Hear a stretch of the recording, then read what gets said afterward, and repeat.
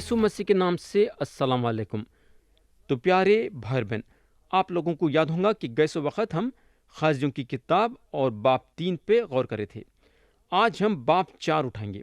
ہم پڑھیں گے آیت 1 سے آیت 3 تک۔ لکھا ہوا ہے، اور احد کے وفات کے بعد بنی اسرائیل نے پھر خداوند کے حضور بدی کی، سو خداوند نے ان کو کنعان کے بادشاہ یابین کے ہاتھ، جو حسور میں سلطنت کرتا تھا، بیچا، اور اس کے لشکر کے سردار کا نام سسرا تھا۔ وہ دیگر اقوام کے شہر حروست میں رہتا تھا۔ تب بنی اسرائیل نے خداوند سے فریاد کی، کیونکہ اس کے پاس لوہے کے 900 رتھ تھے، اور اس نے 20 برس تک بنی اسرائیل کو شدت سے ستایا۔ پیارے بھائی بہن، احد کے انتقال کے بعد اسرائیلیاں پھر سے بت پرستی کی طرف پلٹ گئے، اور ان پہ ایک نئے طریقے کا ظلم ہونے لگا۔ خدا جو ہے اسرائیلیوں کو کنعان کے بادشاہ یابین کے حوالے کر دیا، اور سسرا جو ان کے فوج کا سپہ سالار تھا، اس کے پاس 900 لوہے کے رتھ تھے۔ جب اسرائیلیوں کو پتا چلا کہ سسرا کے پاس 900 رتھ ہیں، تو ان لوگوں کا ہمت اور حوصلہ ٹوٹ گیا۔ اسرائیلیوں کے پاس لوہے کے رتھ نہیں تھے۔ کلام بتاتا ہے کہ یابین جو ہے اسرائیلیوں کو 20 برس تک بہت ہی شدت سے ستایا۔ اب آپ سوچ سکتے کہ اسرائیلیوں کی کیا حالت ہوئی ہوگی۔ تو یہاں کلام بتاتا ہے کہ اسرائیلیاں خدا کے حضوری میں گناہ کرے۔ ہم کو معلوم ہونا چاہیے کہ ہمارا گناہ ہم کو بھی نقصان پہنچاتا ہے، اور دوسروں کو بھی نقصان پہنچاتا ہے، مگر ہر گناہ خدا کے خلاف ہوتا ہے، کیونکہ پہلی بات یہ کہ گناہ کرنے سے ہم یہ ظاہر کرتے ہیں کہ ہم خدا کی عزت نہیں کرتے ہیں، اور دوسری بات یہ کہ اس کے اختیار کو نظر انداز کر دیتے ہیں۔ تو جو بھی ہے گناہ ہم کرتے ہیں وہ خدا کے خلاف ہوتا ہے۔ جب حضرت داؤد اپنے گناہ کا اقرار خدا سے کرے تھے، تو انہوں خدا کو یہ بولنے کو لگے کہ میں نے فقط تیرا ہی گناہ کیا ہے، اور وہ کام کیا ہے جو تیری نظر میں برا ہے۔ پیارے بھائی بہن، گناہ کے خطرے کو پہچاننا ہمارے زندگی کا ایک حصہ ہونا چاہیے۔ گناہ کے خطرے کو پہچاننے سے ہم گناہ سے دور ہوتے ہیں۔ اور ایک چیز یہاں یہ دیکھنے کی ہے کہ خدا کا کلام یابین کا نام لیا ہے۔ ایسا دیکھا گیا تو یابین کے بارے میں تو جانکاری نہیں ہے۔ یشوع جب وعدے کے زمین میں اسرائیلیوں کے ساتھ داخل ہوئے تو ایک ایسے بادشاہ کو ہرائے جس کا نام یابین تھا۔ بہرحال غازیوں کے زمانے میں یہ ایک ہی وقت تھا جہاں اسرائیل کے دشمن ان کے زمین میں ان پہ حملہ کرے۔ اسرائیلیاں جو ہیں سارے کنعانیوں کو زمین پہ سے نکالنے میں ناکامیاب تھے۔ یہ کنعانیاں اکٹھے ہو کے یہ چاہتے تھے کہ اسرائیلیوں کے پاس سے اپنی زمین کھینچ لینا۔ میں یقین کرتا ہوں کہ اگر اسرائیلیاں خدا کے بات کو سن لیتے اور یہ کنعانیوں کو قتل کر دیتے تو ان لوگ یہ مصیبت میں نہیں آتے تھے۔ اور ایک بات یہاں یہ غور کرنے کی ہے کہ کلام جو ہے لوہے کے رتھوں کے بارے میں بتایا ہے۔ اسرائیلیوں کے دشمنوں کے پاس لوہے کے رتھیں تھے، یعنی کہ ہر لحاظ سے دشمن طاقتور تھے اور اسرائیلیوں کو پوری طریقے سے پیس دیے تھے۔ اسرائیلیوں پہ ان کے دشمنوں کا ہاتھ بہت ہی بھاری تھا اور برداشت کے باہر تھا، لیکن جب بالکل ان کے برداشت کے باہر ہو گیا تھا تو ان لوگوں خدا کو پکارے اور خدا سے مدد مانگے۔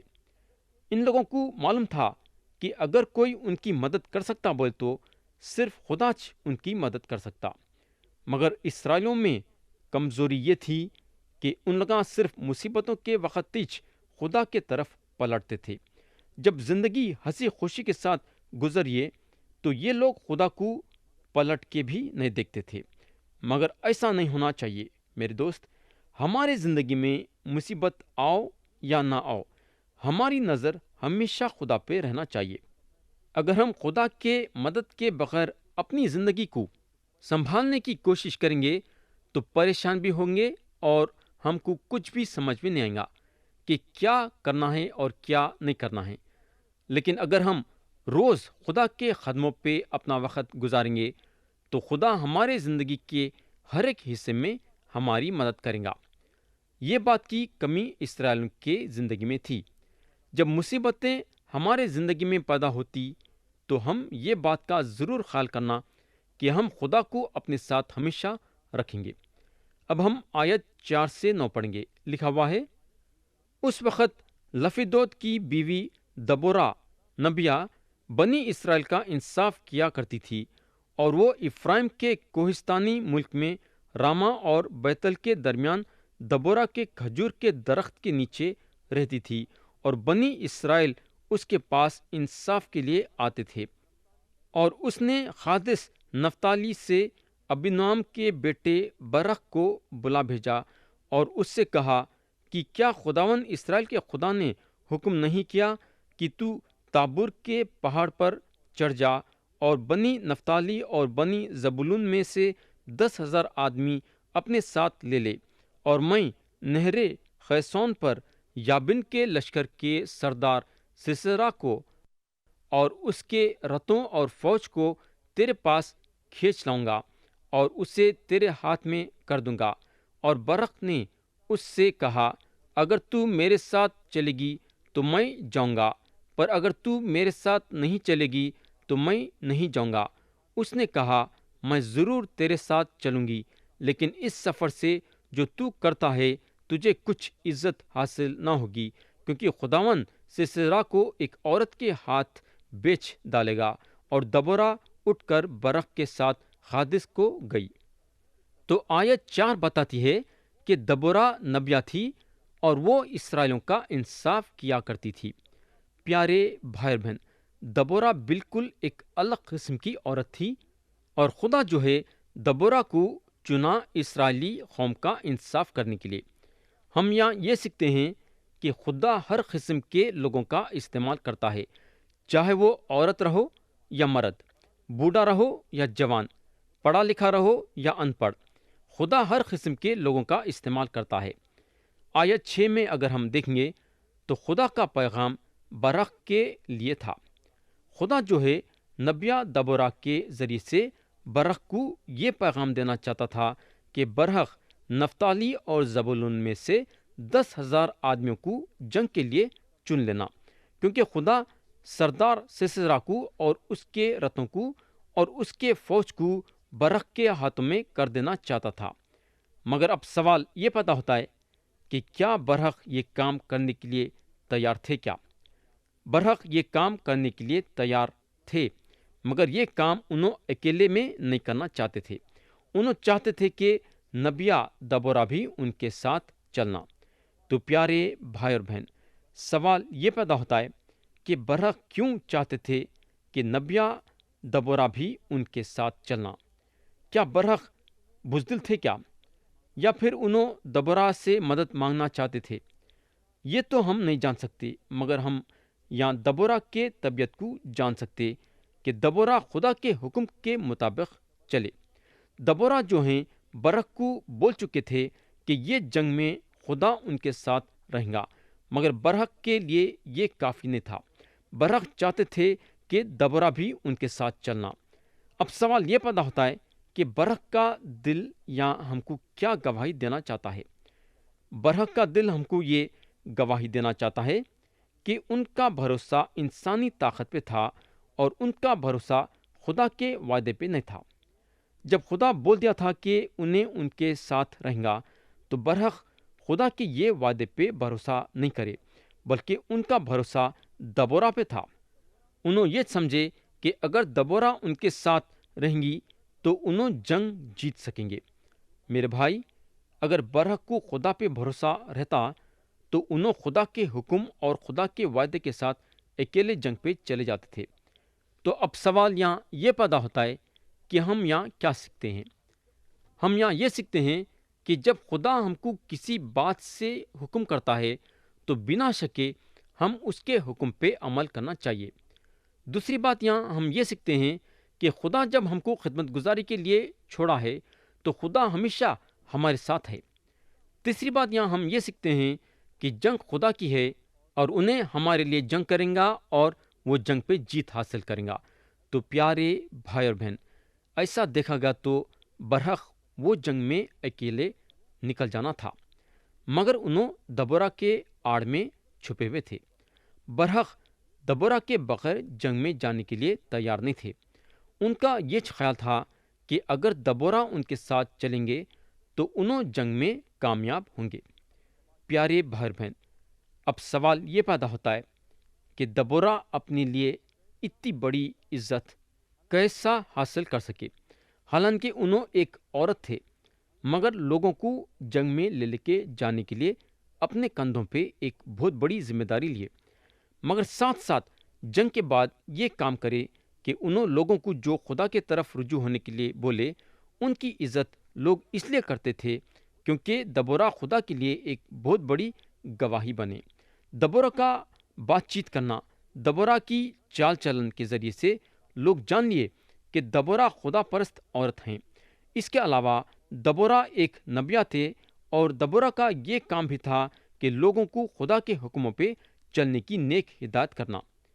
تو پیارے بھائی اور بہن، جن لوگوں کو خدا اپنے لوگوں کو آگے لے کے بڑھنے کے لیے بڑا بنایا ہے، وہ لوگ جو ہیں، لوگوں کو یہ سکھانا ضروری ہے کہ وہ خدا کے حکموں پہ عمل کرے۔ بولنے کا مطلب یہ ہے کہ ایک سچا خدا کا خدمت گزار اپنے ضرورتوں کے بارے میں نہیں سوچیں گا، بلکہ دوسروں کے ضرورتوں کے بارے میں سوچیں گا۔ اب ہم آیت 10 سے 15 پڑھیں گے۔ لکھا ہوا ہے، اور برحق نے زبولون اور نفتالی کو قادس میں بلایا، اور 10,000 مرد اپنے ہمراہ لے کر چڑھا، اور دبورا بھی اس کے ساتھ چڑھی۔ اور ہبر خینی نے، جو موسیٰ کے سالے حباب کی نسل سے تھا، خینیوں سے الگ ہو کر قادس کے قریب زانانم میں بلوت کے درخت کے پاس اپنا ڈیرا ڈال لیا تھا۔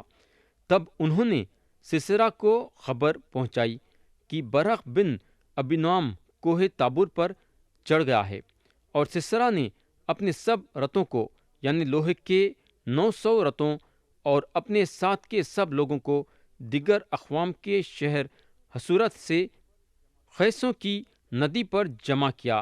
تب دبورا نے برق سے کہا کہ اٹھ، کیونکہ یہی وہ دن ہے جس میں خداوند نے سیسرا کو تیرے ہاتھ میں کر دیا ہے۔ کیا خداوند تیرے آگے نہیں گیا ہے؟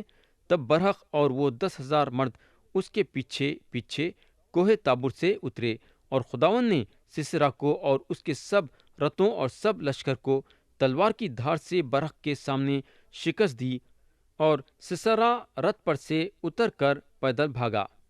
پیارے بھائی بہن، اب سوال یہ پیدا ہوتا ہے کہ ہم یہاں کیا سیکھتے ہیں؟ پہلی بات یہ کہ خدا ایک عورت کو بھی طاقت اور قوت دے سکتا ہے جنگ میں لڑنے کے لیے۔ آج کئی لوگ ہیں جو عورتوں کو کمزور سمجھتے ہیں، لیکن خدا کے پاس اتنی طاقت ہے کہ انہیں عورت کو بھی تیار کر سکتا مردوں کا کام کرنے کے لیے۔ دوسری بات ہم یہاں یہ سیکھتے ہیں کہ جب خدا کسی کے لیے لڑتا ہے تو اس کے ساتھ کوئی بھی مقابلہ نہیں کر سکتا۔ کلام بتاتا ہے کہ سیسرا کے پاس 900 لوہے کے رتھ تھے، اور انہیں اپنے رتھوں کے ساتھ جو لوہے کے تھے اسرائیلیوں کے ساتھ مقابلہ کرنے کے لیے نکلا، مگر مقابلہ نہیں کر سکا کیونکہ خدا دبورا اور برق کے لیے لڑ رہا تھا۔ سیسرا دبورا کا یا برق کا مقابلہ نہیں کر رہا تھا، بلکہ خدا کا مقابلہ کر رہا تھا، اور اس کو یہ بات کی خبر نہیں تھی۔ اب ہم آیت 16 سے 21 پڑھیں گے۔ لکھا ہوا ہے، اور برق رتھوں اور لشکر کو قوموں کے حروست شہر تک رگڑتا گیا، چنانچہ سیسرا کا سارا لشکر تلوار سے نابود ہوا اور ایک بھی نہ بچا۔ پر سیسرا ہبر خینی کی بیوی یائل کے ڈیرے کو پیدل بھاگ گیا، اس لیے کہ حاسور کے بادشاہ یابین اور ہبر خینی کے گھرانے میں صلح تھی۔ تب یائل سیسرا سے ملنے کو نکلی اور اس سے کہنے لگی، اے میرے خداوند، آ میرے پاس آ اور ہراساں نہ ہو۔ سو وہ اس کے پاس ڈیرے میں چلا گیا، اور اس نے اس کو کمل اڑا دیا۔ تب سیسرا نے اس سے کہا کہ ذرا مجھے تھوڑا سا پانی پینے کو دے، کیونکہ میں پیاسا ہوں۔ سو اس نے دودھ کا مشخیزہ کھول کر اس سے پلایا اور پھر اس سے اڑا دیا۔ تب اس نے اس سے کہا کہ تو ڈیرے کے دروازے پر کھڑی رہنا، اور اگر کوئی شخص آ کر تجھ سے پوچھے کہ یہاں کوئی مرد ہے تو کہہ دینا کہ نہیں۔ تب ہبر کی بیوی یائل ڈیرے کی ایک میخ اور ایک میخچو کو ہاتھ میں لے دبے پاؤں اس کے پاس گئی اور میخ اس کی کنپٹیوں پر رکھ کر ایسی ٹھونکی کہ وہ پار ہو کر زمین میں جا دھسی، کیونکہ وہ گہری نیند میں تھا، پس وہ بے ہوش ہو کر مر گیا۔ تو پیارے بھائی بہن، یہاں ہم دیکھتے ہیں کہ برحق بڑے جوشیلے کے ساتھ جنگ میں آگے بڑھتے ہیں اور دشمنوں کو رگڑتے ہیں۔ سسرا، جس کی امید یہ تھی کہ انہیں اپنے 900 رتھوں اور اپنی فوج کے ساتھ اسرائیلیوں کو پیس دے گا، وہ نہیں ہو سکا، بلکہ اس کی یہ حالت ہو گئی کہ جو رتھوں پہ اس کو بھروسہ تھا وہ رتھوں کو اس کو چھوڑ کے بھاگنا پڑا۔ آدمی کتنا بھی بہادر کیوں نہ رہو، ایک بار اس کو یہ محسوس ہوا کہ انہیں بچ نہیں سکتا تو وہ بہادر آدمی چوہے کے ویسا ہو جاتا ہے۔ کلام بتاتا ہے کہ سسرا ایک عورت کے گھر میں پناہ لیا، مگر اس کو یہ بات کی خبر نہیں تھی کہ وہ گھر میں اس کی موت لکھی ہوئی ہے، وہ بھی ایک عورت کے ہاتھ میں۔ سسرا سوچا یائل کے گھر میں اس کو پناہ ملیں گی اور انہیں یائل کے گھر میں محفوظ رہیں گا۔ اس کا خیال غلط نکلا۔ کلام بتاتا ہے کہ یائل کے ہاتھ اس کی موت ہو گئی۔ تو پیارے بھائی بہن، اب سوال یہ پیدا ہوتا ہے کہ ہم یہاں کیا سیکھتے ہیں؟ پہلی بات ہم یہاں یہ سیکھتے ہیں کہ روحانی جنگ میں آگے بڑھنے کے لیے ہم کو طاقت خدا کی طرف سے آتی ہے۔ کلام یہاں یہ بتاتا ہے کہ برحق اپنے دشمنوں کو رگڑنے لگے، مگر ان کو جو طاقت تھی وہ خدا کے طرف سے تھی۔ آج ہم کو شیطانی طاقتوں کا مقابلہ کرنے کے لیے خدا یسوع مسیح کا نام ہم کو دیا ہے۔ مسیح جو ہیں، مرقس کی انجیل باب 16 میں بولتے ہیں، ایمان لانے والوں کے درمیان یہ معجزے ہوں گے، وہ میرے نام سے بدروں کو نکالیں گے۔ میرے بھائی، مسیح کا نام ہمارے ساتھ ہے، جس کے ذریعے سے ہم شیطانی طاقتوں کو رگڑ سکتے ہیں۔ دوسری بات جو ہم یہاں سیکھتے ہیں وہ یہ ہے کہ خدا جو بول دیا وہ کر کے بھی بتاتا ہے۔ خدا اپنے زبان سے کبھی پیچھے نہیں ہٹتا۔ اس کا کلام صاف صاف بتاتا ہے کہ آسمان اور زمین ٹل جائیں گے مگر اس کی باتیں ہرگز نہ ٹلیں گے۔ خدا یہاں برحق کو جو ہے دبورہ نبیہ کے ذریعے سے بول دیا تھا کہ انہیں سردار سسرا کو اور اس کے رتھوں کو اور اس کے فوج کو برحق کے ہاتھوں میں کر دیں گا، اور خدا کی یہ بات پوری ہوئی۔ خدا سسرا کو، اس کے رتھوں کو اور اس کے فوج کو برحق کے ہاتھوں میں کر دیا۔ اب ہم آیت 22 سے 24 پڑھیں گے، جو کہ یہ باب کے آخری آتے ہیں۔ اور جب برحق سسرا کو رگڑتا آیا تو یائل اس سے ملنے کو نکلی اور اس سے کہا، آ جا اور میں تجھے وہی شخص جسے تو ڈھونڈتا ہے دکھا دوں گی۔ پس اس نے اس کے پاس آ کر دیکھا کہ سسرا مرا پڑا ہے اور میخ اس کی کنپٹیوں میں ہے۔ سو خدا نے اس دن کنعان کے بادشاہ یابین کو بنی اسرائیل کے سامنے نیچا دکھایا، اور بنی اسرائیل کا ہاتھ کنعان کے بادشاہ یابین پر زیادہ غالب ہی ہوتا گیا، یہاں تک کہ انہوں نے شاہ کنعان یابین کو نیست کر ڈالا۔ پیارے بھائی بہن، یہاں میں آپ کو ایک بات بتانا چاہوں گا کہ اگر ہم خدا کے حکموں کے خلاف جائیں گے تو شیطانی بندش میں آ جائیں گے، اور اگر ہم خدا کے حکموں کے ساتھ چلیں گے تو ہم شیطانی طاقتوں کا خدا کے طاقت سے مقابلہ کر سکیں گے اور شیطانی طاقتوں سے آزاد رہیں گے۔ میری دعا یہ ہے کہ خدا ہماری مدد کرے کہ ہم ہمیشہ خدا کے حکموں کے ساتھ چلے۔ خدا ہم سب کو آج کے کلام کے ذریعے سے برکت دے۔ یسوع مسیح کے نام سے آمین۔